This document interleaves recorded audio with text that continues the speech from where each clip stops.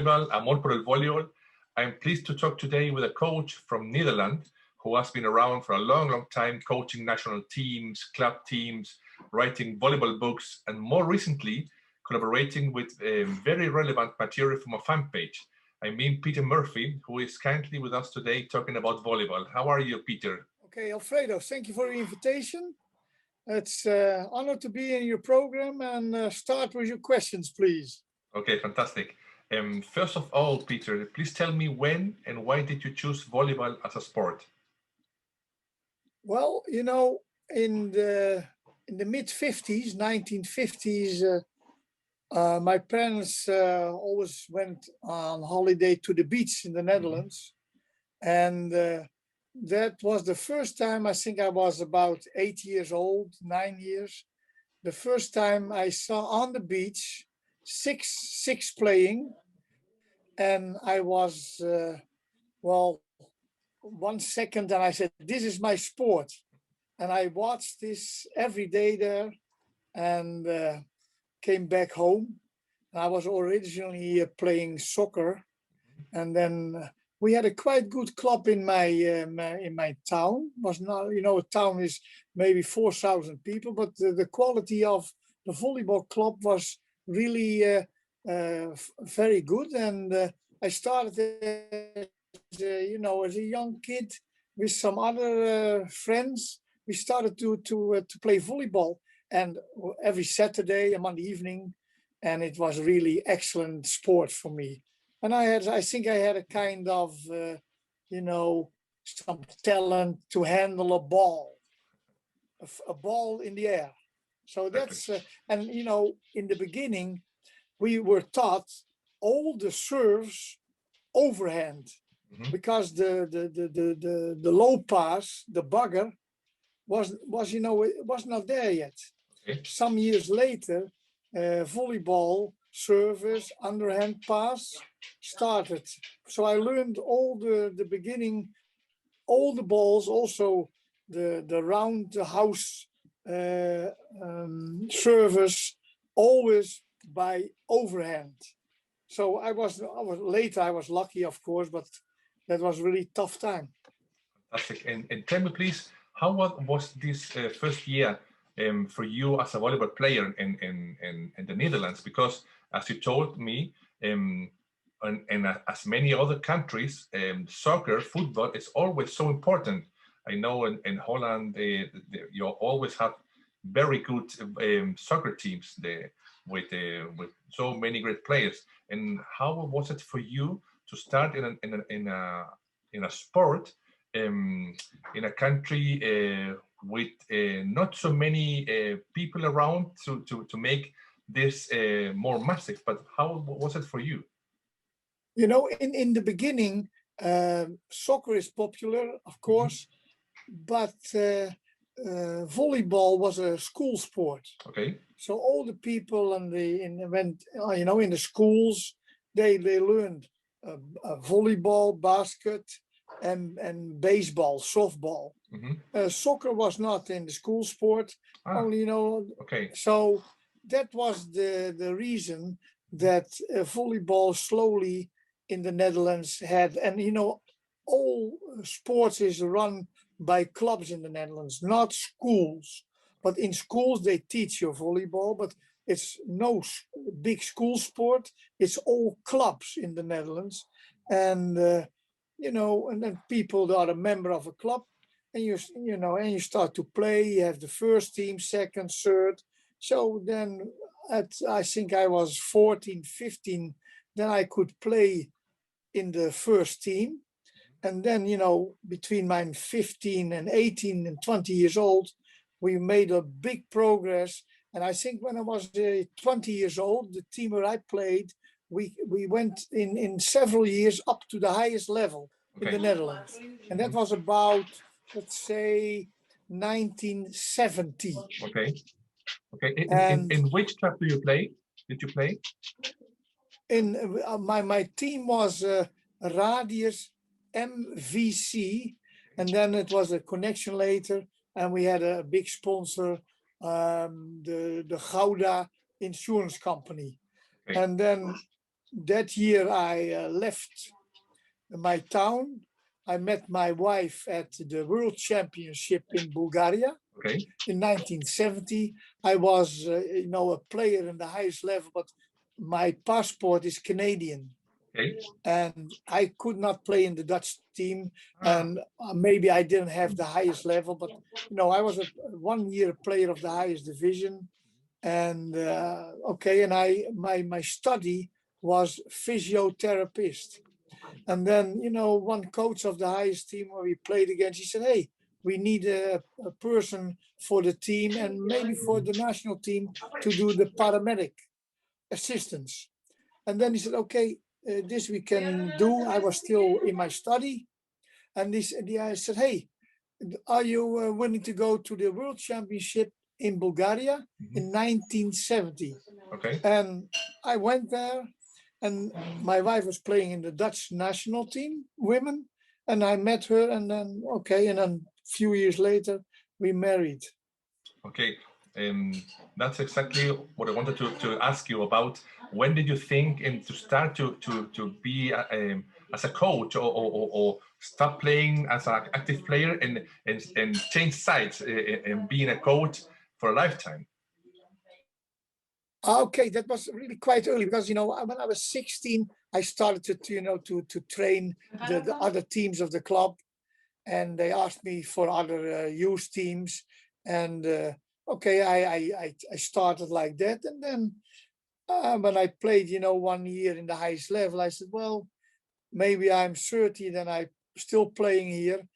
I'm continuing now. I stopped playing, and I was 22 when I started to coach and do training, and very quickly I could go on really good teams, and most of my teams, we had a big progress.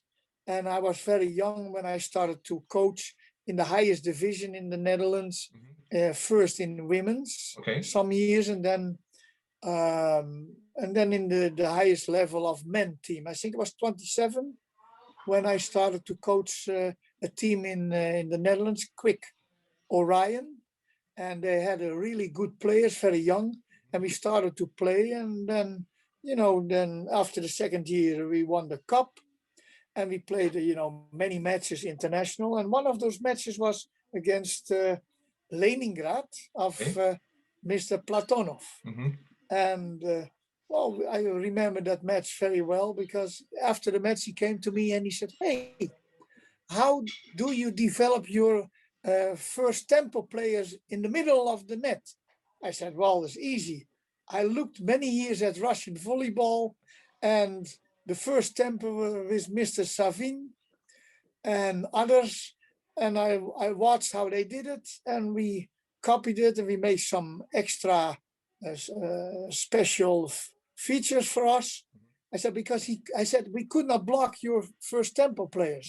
I thank you. I said, "Thank you very much, Mr. Platonov." And then we had always a nice conversation, and we kept always nice connections with each other.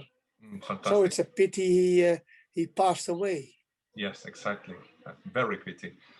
Tell me, Peter, please, which, besides Orion, which other teams did you coach? Because you told me last week that you all also work in Germany. How was this experience for you as a coach? No, they asked me to come to Germany for a team, and I didn't do that. And then they asked me, I think it was about halfway the 80s, to be a technical director. I said no, I stay in Holland. And so actually I didn't do anything in Germany, but slowly during my career, I had several men's and women's teams, and with quite good results. And then the federation, Dutch Volleyball Federation, they asked me if I could do the runner-up team of the men, and assistant coach for the men's team. And that was in 1981. And I said, okay, I will do it. And then I coached together with Mr. Krizik. Mr. Krizik was the Polish coach for the Dutch team several years, and he was in Mexico Olympic Games the bronze medal winner with the Poland women's team, and we started to work together. I learned a lot. He taught me a lot new things, and then I started and then halfway in '82, the federation asked, "Hey, we have a European Championship in 1985, and are you willing to be the women's coach?" I said, "Okay, but we have to change the program because program was not big, not every day. Club teams, little bit training." So I changed a lot, and in 1983 I went to the DDR European Championship. Yes. We were number 11, not so good. Mm-hmm. And then 2 years later in the Netherlands, out of the blue, well, not out of the blue, but for everybody, we were 3 bronze medal. Yes. Never happened. Mm-hmm. And that was the first medal for Dutch volleyball. Exactly. So we had a lot of public attention, a lot of television, radio, and then we had at that moment many members in the federation, 170,000 members for a small country, 70 million inhabitants, and yes. And then volleyball started to build up in the men's team also and in the women's team. Yes. And at that same time, the top team in the Netherlands, Brother Martinez in Amsterdam, they asked me, "Hey, do you want to coach our team? Because we have big aspiration to go in the top of the world in club team and our national team." I said, "Okay, I will do it." And we started, I changed also the program. We started to train every day, 16 hours a week. And we won the championship and we won the cup. Yes. And then the federation asked, "Hey, are you willing to be the technical director of the federation?" And then I said, "Well, maybe." And then I had to leave my women's team because that was the connection too. And then I decided, okay, I'll go 4 years for national team. And then Arie Challenger showed up in the Netherlands. Mm-hmm. He started to train Brother Martinez in connection with the national team. And that was the start of the Bancross model, where the players from national team play, most of them 80-90% in the club team. So they train every day, twice a day, and then the progress in men's team started to go on a higher level. And then in 1988 they qualified for the Olympics. 88 fifth place in Korea, Seoul. Yes. The Dutch team for the first time was in 1964 in Tokyo for volleyball, first time on the Olympic level. And this was the second time for the team. And then Challenger went on and he left later. And and the story is in 92 in Barcelona, silver medal.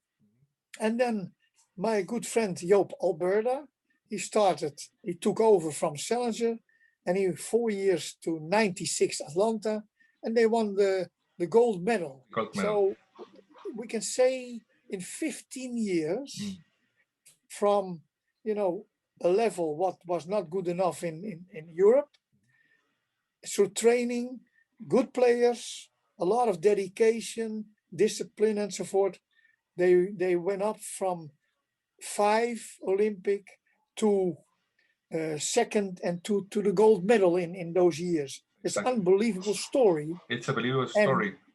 I wanted to ask you exactly about this, because as a Chilean player, as a Chilean fanatic of volleyball, I always have thought, how could you do this? Because I know Netherlands, you have always have many tall players, physically, and you're very tall, very strong. But how did you make this project, this volleyball project, to be from a country who has a volleyball level, a mid volleyball level, to the best volleyball level in the world. I have the opportunity to watch the Yes. most members of the Atlanta gold medal team in 1985, the junior volleyball champion in Italy, Ron Sverver, Elvin Yes, Bene, yes. Henk Jan Held. And Yes. this was a team, a very tall team, a very strong team. Abe Meininger was the coach. And Yes. how did you, as a technical director in your federation, how did you make this process? Because it's not easy in 50 years to make this evolution. Well, you know, luck is one, Mhm. because what you mentioned in '85, that junior team had many of those players Yes. 10 years later, 11 years later for Olympic medal. Mhm. So it took 10 years for them to go on the highest level. It's luck with a good combination of players at the same time. Then your amount of training hours Mhm. was too low in the Netherlands. So it's easy to change that. Yes. If you have a sponsor and you can have a good program, and then, okay, we got a very good sponsor, Nationale Nederlanden, that's a worldwide assurance company, Okay. Yeah. and said, we believe in the program, we'll invest money. And that's the story. Tall people in the Netherlands, Yes.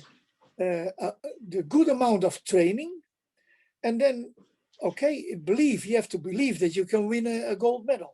So a really high ambition and everyday dedication. It is a hard time, it's tough, but if you believe in it and you go for it, okay, then it happens or it doesn't happen. But that was the basic of that. And I must say, it started with players. The players wanted to do this program. Okay. It was not the board or the Ah. coach, no, it was the players program. And that was the big change, that in the other situations, it was always a federation. We have a national team program. We are willing to go to the world championship. And this was the way around. Players said, hey, give us a program and we can succeed. And that's how it happened. And I worked in that for 4 years. And then we had a coach for a women's team, a Chinese coach, Mr. Pang. Yes. And then, you know, after some years, the players asked me to come back as women's coach. Okay. Okay, I said, well, I think about it.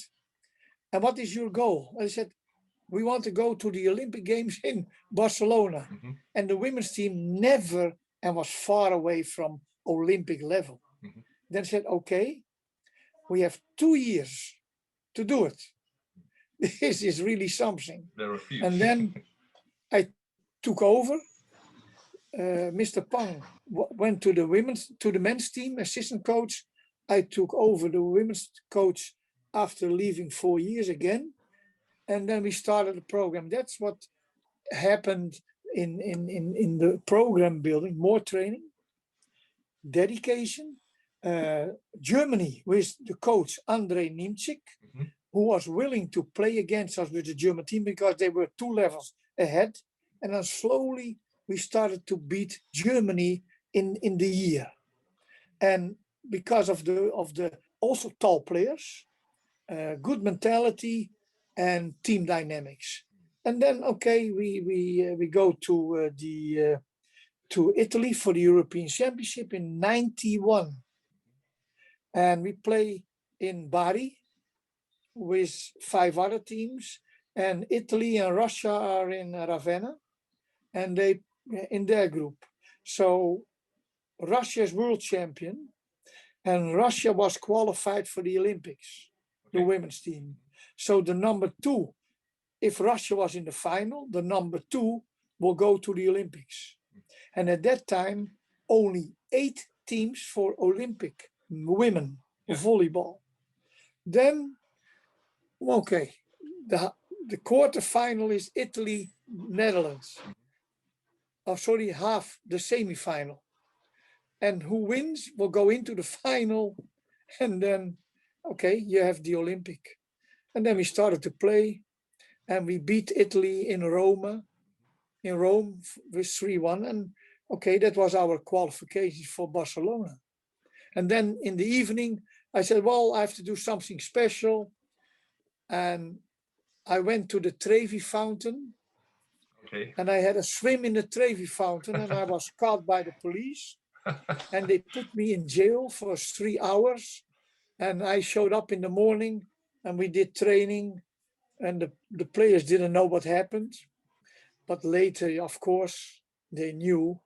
But we lost the final, but we were qualified because Russia was also in the final. Yes, yes. And that was the story of the women's team. And then, you know, in 93, 1 year later, the team connection with myself was not so good. Then, okay, we separated.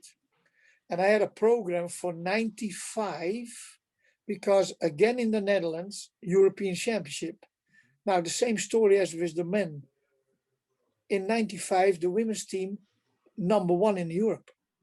So bronze, silver, gold in women's. The same happened as with what happened with the men. Yes. It's an unbelievable story in that time. And then, now you know now how the situation now is. Men's team went a little bit down, and the women's team went further up. Yes, yes. I Olympic level and exactly. I have watched many games of the women team, of the women national team of Netherlands. yes. You always have many players who plays in Italy or in another country. Many fantastic players, even in Brazil, I think. But why do you think this actual team, has not reached the gold in Olympics or world champion? What does it make? Well, you need 1 or 2 really exceptional players in your team, and the other players are good. Yes. Plus 2, the exception, and the opposite player is one of them. Yes. And maybe who's the other one, the outside or a setter. Exactly. And we are the women's team is very good, but we don't have, let's say, the overall standard average. So individual, we can do a lot of top level, but some other teams, Russia, Serbia, Brazil, Italy, at some point they have just a little bit more quality in the average in the team. And in the Netherlands, for men and women, we don't have in the highest level really hard competition. That's why all the players play abroad. Yes. In the men's team and in the women's team. So our competition is a competition, of course, but the players, they go abroad. And the same with handball in the Netherlands. Handball has a very high level. And they have, all the players are also abroad. Yes. And in the volleyball, women is the same. So we have to see what will happen in the next World Championship women in the Netherlands next year. Okay. If we can keep the level high, and the coach has to build on a new team. So Avital, the son of Ari Sellens, Avital is the coach. He was also coach some years earlier. He's back again. And we have to see if the level, because he has to build up quite a new team. It's a tough work. I read some years ago about this, what you're telling about that almost all the players from the national team plays abroad, Italy especially, or Russia, I don't know, and that many players, like for example Ron Sperber, this fantastic player, many public of Netherlands never saw him play in his country because he flew too young to Italy. So always when the national team plays in Holland, you could see them. But it's very true what you're saying about the national league. And we see, for example, in Brazil, the national league is very strong in Russia and Italy, and I don't know, in other countries. So what do you think? It's so why in Netherlands the national league, or it's not the high level of your national players, because your national players, women and men, are so strong. What do you think it's so now? Well, it's an amateur sport in the Netherlands. Okay. And most of the teams, most of the teams, they have a coach, but it's not a good paid position. So it's logical when we have that kind of quality, you go abroad to earn your money for several years. Exactly. And maybe some coaches in clubs in the Netherlands have some good money, maybe two, but all the others not, and they don't train enough. So they go abroad to earn their living. Yes. And with men and women, only the national team coach has a good position in money. But, the club coaches, it's, and that's the main problem, and it's a big challenge. But in my time, it was the same. So that never changed in all those 20, 30 years that the clubs are really professional. In basketball, we have more possibilities for the coaches, and in field hockey, that they can earn a living money. But in volleyball, it's impossible. So that's the big reason why they leave for other countries. It's logical. But it's a little unbelievable for us outside the Netherlands to think about this. I always thought that the national league were a professional league, with this team like Brother Martinez, as you told me. No, so I understand. Yes. So I now I understand why it's so. And Alfredo, let's say Brother Martinez, that was a kind of professional team at that time. And maybe still one club and all the others not. So you know how it works when you have a league where there are one or two clubs on the highest level, professional, and the other teams not, then you don't get a good competition, because in advance who will be the number one. Exactly. So that's really difficult. There's a quite difference in Belgium and in Germany. A German coach in volleyball or in Belgium, he can earn good money as a full-time coach. But the Netherlands, it's really funny. We cannot create this, and it never happened. And I don't see it happening in the future too. It's so strange. So that's our luck. I don't understand this. You have gold in Olympic. You have the best teams, but a difference beside Germany, who doesn't have so many medals. They have a so strong national club team. Well, I don't know. It's on the other hand, in the Italy, it was at that time in the the mid 90s, and at the highest level of the Netherlands and Italy. Yes. Many players of the Netherlands played in Italy. So they learn to play against Italian players. Exactly.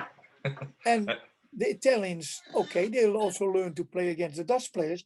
But I think we had more advantage to have the highest level in Italy instead of those players only in the Netherlands. Because, if you have a full-time program, what we had, it's difficult to play matches. Yes. Because all the leagues are going on. So you need to have the matches against Yahoo, because Italy is playing club level. Exactly. So we could play against Cuba, because Cuba had their also national team, and at that time United States. Exactly. The United States had a full-time program, but later United States, because of players want to earn good money, they could not keep that program. Yes. And the same in the Netherlands. We had a full-time program for the national team, but the money to go to a club in Italy, it's double or twice or 3 times, 4 times more. Yes. So the economic level, we cannot promote that in the Netherlands in the club. Absolutely. I wanted to talk about a personal thing right now, because I want to tell our followers that I knew about you many years ago, because in Chile my father has a colleague, a Netherlands trainer, who brought him and gave him many volleyball magazines and a volleyball book from an author called Peter Murphy. Yes. So I for the people who don't know this story, I read this book. I was astonished with this book, with these fantastic photos. And many years after, when I started my fan page, you liked some photos, and I wrote to you, "Are you Peter Murphy, the coach from Netherlands?" And you told me yes, and we started a so beautiful relationship, a digital relationship, and you have sent me many fantastic photos. And I wanted to show to the people that you received your book, your fantastic book, Speciale Bewegungsaspekte in Volleyball, that you wrote so many years ago. Here, I a photo of you very young, but it's a fantastic photo. I have here the autograph, the dedication, and it's so beautiful, historical, tactical volleyball book, and I wanted to share it with the people, because I admire you, what you're doing, what you have done, and what you're doing. And so I wanted to ask you if you have new projects in writing a new volleyball book, and what's your story in this kind of volleyball aspect. Well, you know, that book, Mm-hmm. I only have still two, because the book was from 1980. Yes. 40 years ago. Mm-hmm. And at that time it was really by mechanics, and the photos are unbelievable and still are very good for today. Only old players, of course. But the images with my friend Ari T. Hart, Mm-hmm. who was the photographer, we fixed the book together, and many photos were taken from the World Championship in Italy in 1978. Exactly. And well, you know, that was the volleyball project. And then, you know, we later I started to work in soccer Mm-hmm. for Ajax team, Okay. Ajax Amsterdam. Mm-hmm. And they asked me, can you help us for the top level team to for team dynamics? Mm-hmm. And can you make specific soccer profiles, Okay. how we can teach our players on a better way, communication and so forth. So I did that 7 years, and I finished in 2017. Now I'm doing stuff for PSV in Eindhoven, Okay. for a program for how to say, for the junior coaches, their Mm-hmm. youth coaches, how to, you know, make programs in coaching. And well, you know, I also was working in cycling for the Rabobank cycling team worldwide at that moment. I did 3 years.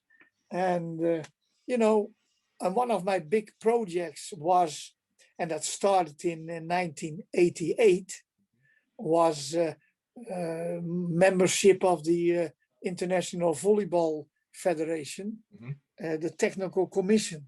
And Okay. I think I did it for 28 years. I finished that in 2017. And I remember still I was asked by Yuri Chesnokov, the famous Russian coach who was the chairman of that technical commission. He asked me, are you willing to be a member of this commission? And Horst Bach, you know, the guy who started all the statistics in volleyball, and later Professor Toyoda from Japan, and Mr. Bejo, you know. So, and I several years I was the secretary of that commission, and then I started to work for FIVB, you know, volunteer of course, Mm-hmm. during the world for the world championships and the Olympic Games, for the statistics and all the video clips. And well, that was really nice to do. And I had a good cooperation with my friend from the DDR, Bertolt Fröner, Mm-hmm. who was a man from the Institute for Angewandte Sportarten. Mm-hmm. And, you know, they were the starters in the, how to say, in the analysis of the game, and all, you know, the statistics. Yes. And we presented many years of video clips and all kind of, you know, stats, how the game will go to the future. So that are the main things I'm doing. And I was and a big project was the project Action Types. Action Types as a kind of looking at players, how to coach them, but then more in an individual way. And so we go for the preferences of the player, also in volleyball and in all sports, and we find preferences and we go through the preference for the training and the coaching. For instance, in volleyball, you know, you see the widespread ideas when you pass, you have to sit deep. And we found out that's a wrong thing. You have players who go early deep, and you have players, and that are more the plyometric players, the bouncers. They start high, and at a late moment they go, when the ball arrives, they go down with the ball. And two very nice examples I have on my website, and the website is actiontype.nl, and you can see all kind of articles. Some are in English, but many also clips. And an example in volleyball, Giba and Sergio, Brazil team. Yes. And you see in the service reception that Giba will go first erect, will stand up from the down position and then go down. More plyometric jumper and player. And Sergio is more, we call it more a concentric player, more against gravity player, is direct going deep on the big leg muscles. And those two beside each other, you see the difference. So when you teach a player to go early deep, it's wrong. You have to look if he's a higher or a lower move. And, you know, and also when you go for the reception, the ball is approaching you.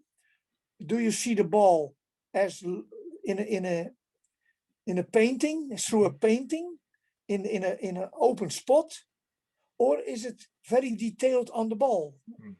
So many look detailed on the ball, but many people cannot do it. They have to go more wide, more open, as looking through into a painting. And when you teach, go straight on the ball, detailed, and go very sharp on the ball, you'll make a big mistake, because those players cannot do it. Many players cannot do it. So we have developed a lot of testing to find out this, and we use it in volleyball. And there are more examples, you know, the type of set. Is the more a horizontal set with more speed, or is it more, let's say, a higher set dropping? And there are preferences in those sets. So we have that for all sports. And that's what we're doing a lot at the moment. And we wrote a big book with 500 pages. Okay. Total Coaching XL. But it's in Dutch, of course. So probably I won't start to translate this book. Not. Please do it. Please do it. It's so important what you're saying, and what this work can help for volleyball. I remember, for example, the American team in 1984 in Los Angeles. They had so many stats for the coach, and today it's fundamental for all the coach, for all the team, to have information and live information for the coach, for the team, because it's so important. And what you're doing, I think it's so amazing. It's so a great work. Well, you know, it's easy to understand. In '84, I saw the American team, and my club team played against America in '78.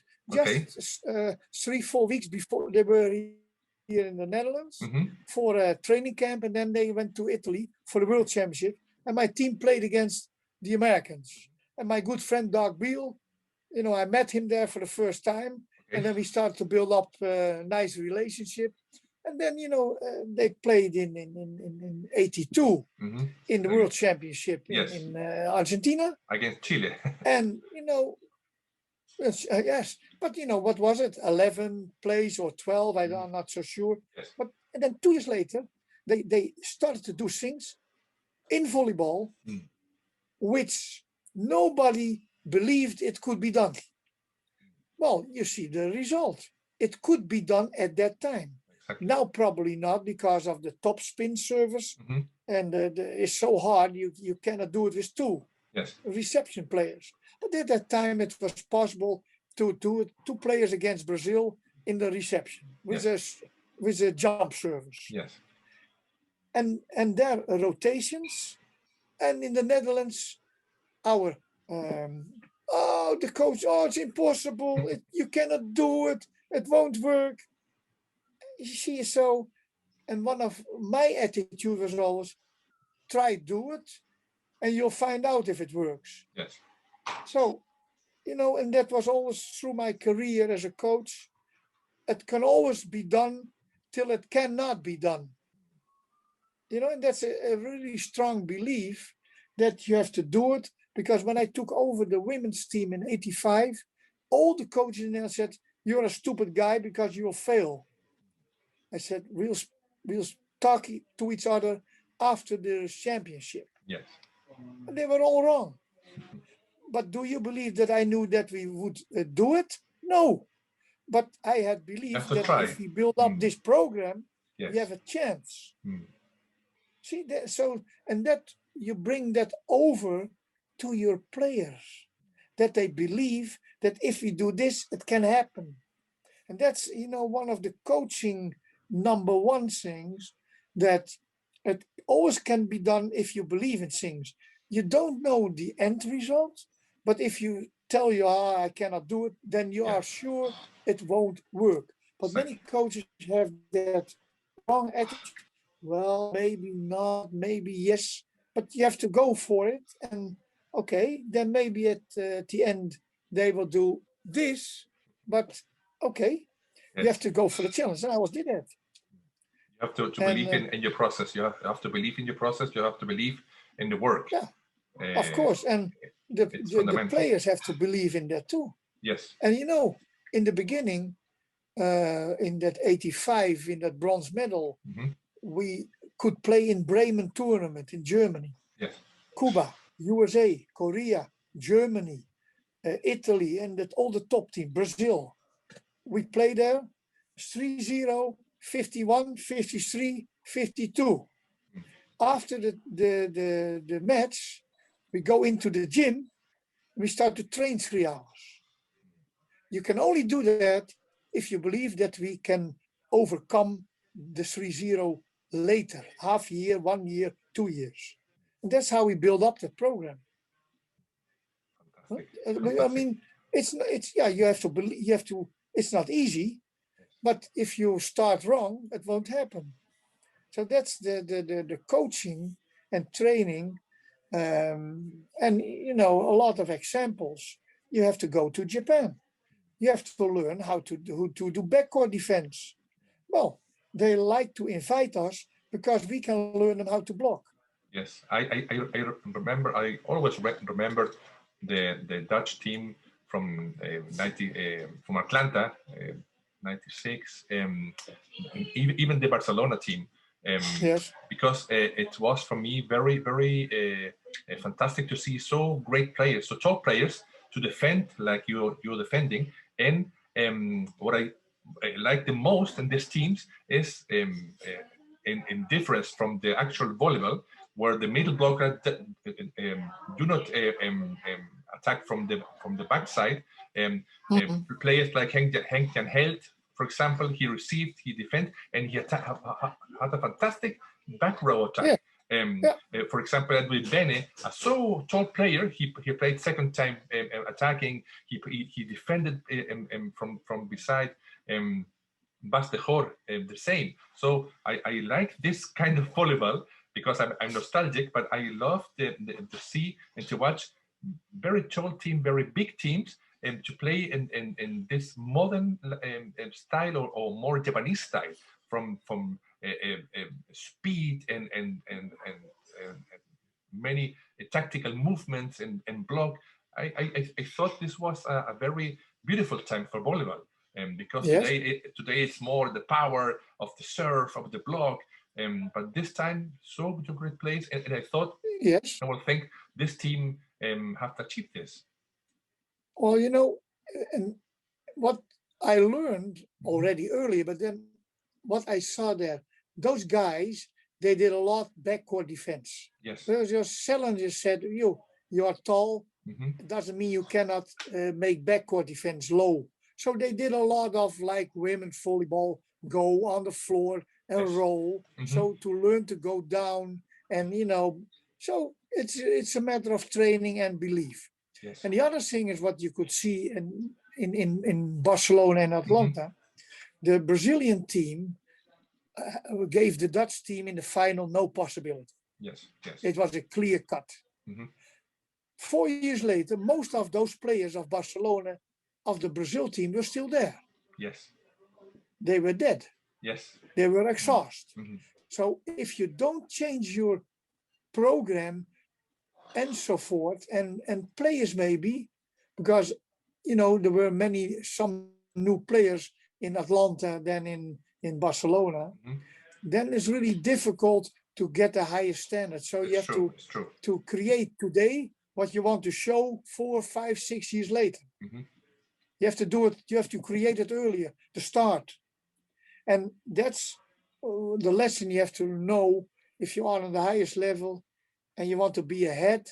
And the most difficult thing is to do that. You have to change your concept. And the other thing is, you know, after the changing of the rules with the direct point scoring, yes, teams were afraid to lose points. And I still nowadays, I miss, you know, the attacking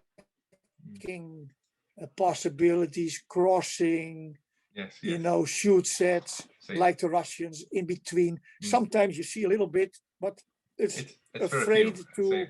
Yes. And I miss that because that was really spectacular. I think the same. And it's gone. From it's the it's same. Gone. Yes, from it's the same. And, today it's only power, so big players, so tall players, but the kind of volleyball we saw in the 80s and the 90s, for me it was so beautiful to watch, also to play. Yes. And Alfredo, the book, can you take the book, what you showed me, the Dutch book, the front page, show it. Yes. Here you see the Korean team, and this photo was double quick, Mr. Lee at number 8. Exactly. And the other one I don't know. And double quick, and he played double the quick, third row. And he's from the left side, from position 4, and going to position 2.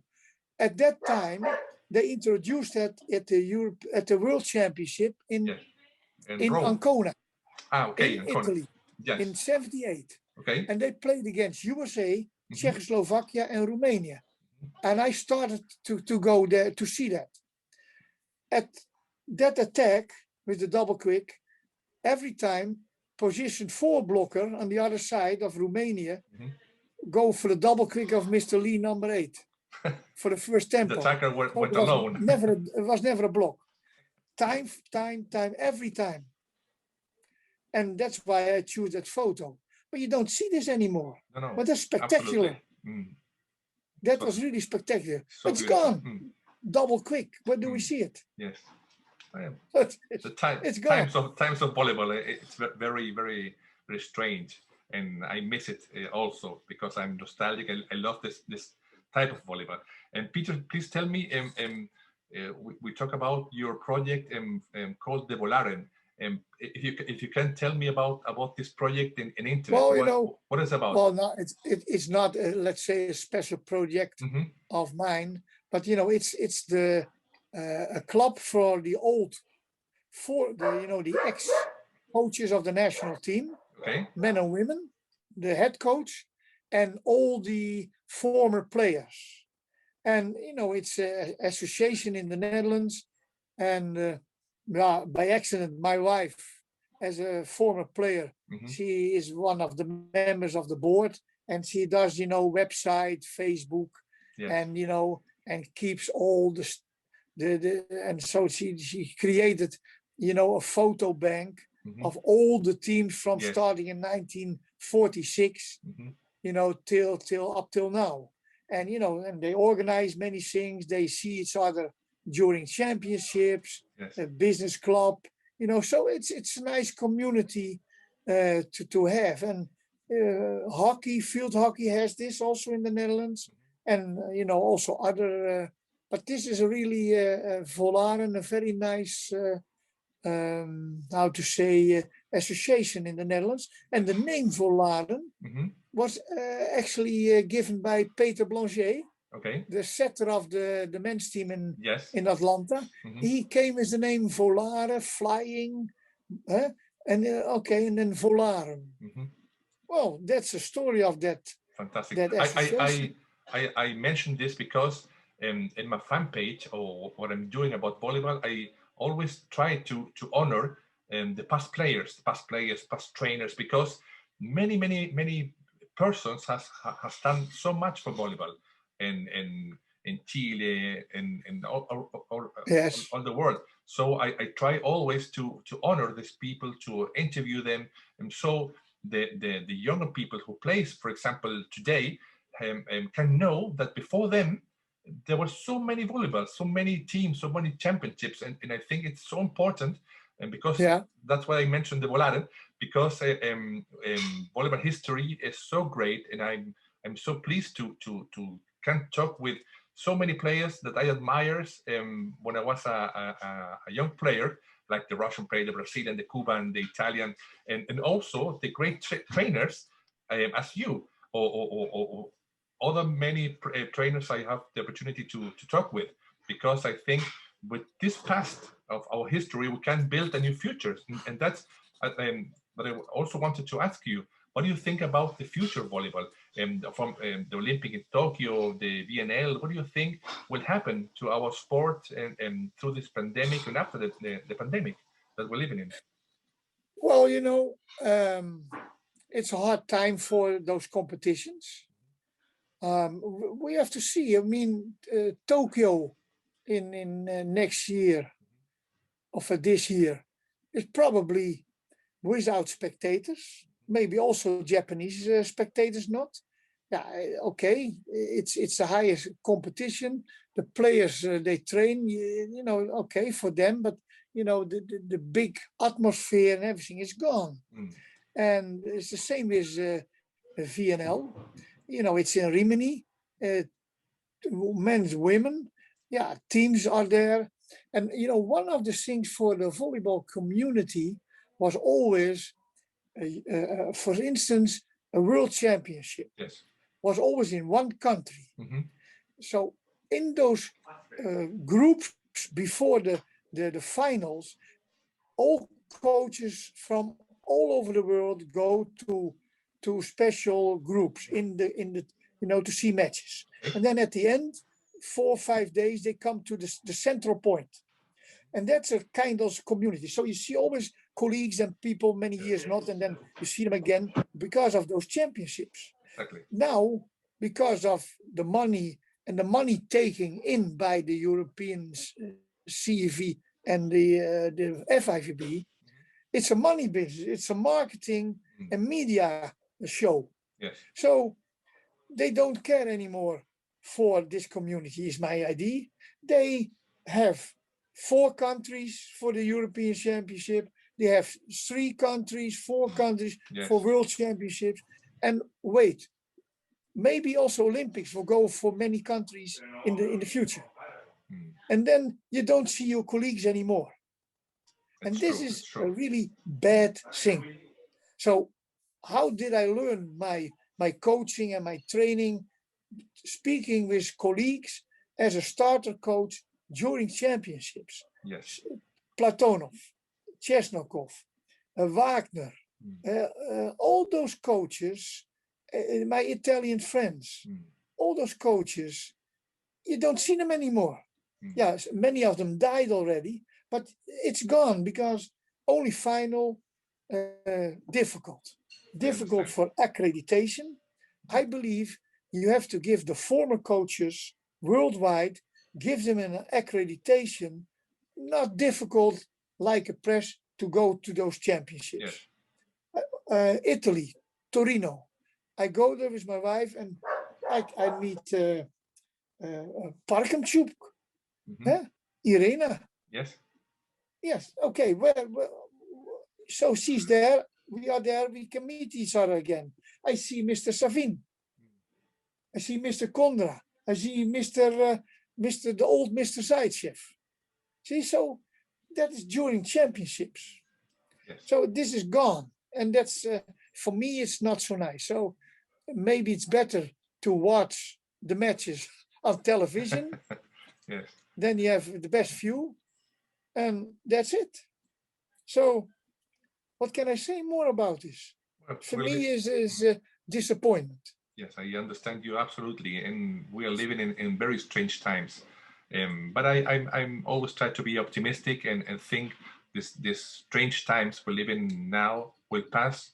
And I hope, I will believe that volleyball, our community, our world community, will be back together because, as you say, it's so important to communicate, to collaborate. And this is the way we teams and countries can grow and go better and play better. Well, I try to be optimistic about this. Peter, I finally want to thank you enormously for this conversation. For me, it was a personal challenge to talk with you because we are friends from a long time ago via internet. But I wanted to talk with you to interchange our opinions about this, our beautiful sport. And I only can send you my best health wishes for you, for your family, and send you the best wishes for you and your volleyball country. And because I always have admired so greatly the Dutch teams, the volleyball players, men and women. So I send you my best wishes for you. Thank you for this conversation. I know we'll keep talking. I'm always here doing this job I love for volleyball. So I thank you enormously. I send you my best wishes and keep in touch with our crazy volleyball fans. Yes, I thank you very much, and I have a present for you. Wow! After August, Mr. Joop Alberda, he is willing to have a talk with you through this channel. And many you thanks. can ask Fantastic. everything about his career and playing the final in Atlanta. Oh, fantastic. So many thanks for this. It's and I will an honor. Promote Amor por el Voleibol. Yes, love for volleyball. Yes. Liebe für Volleyball. Yes. It's because I'm a crazy for volleyball. I want to play again, but I believe and I want to believe this bad times will pass and we will keep playing, and volleyball will be. I dreamed about to be the first sport in the world. That's my belief.